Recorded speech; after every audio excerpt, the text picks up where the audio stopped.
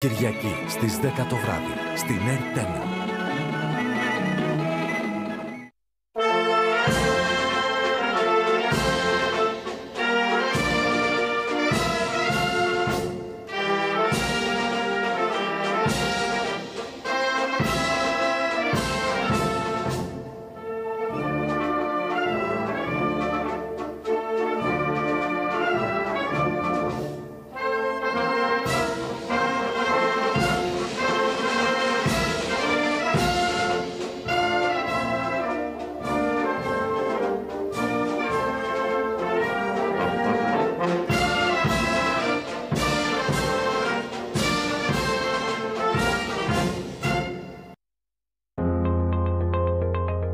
Τα σύμβολα που εμφανίζονται στην οθόνη σας χαρακτηρίζουν αντίστοιχα τις εκπομπές του προγράμματος.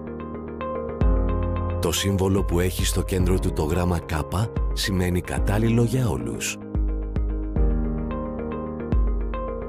Το σύμβολο που έχει στο κέντρο του τον αριθμό 8 σημαίνει κατάλληλο για άνω των 8 ετών.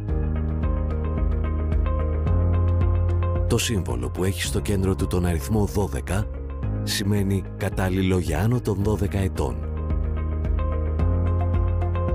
Το σύμβολο που έχει στο κέντρο του τον αριθμό 16 σημαίνει κατάλληλο για άνω των 16 ετών. Το σύμβολο που έχει στο κέντρο του τον αριθμό 18 σημαίνει κατάλληλο για άνω των 18 ετών.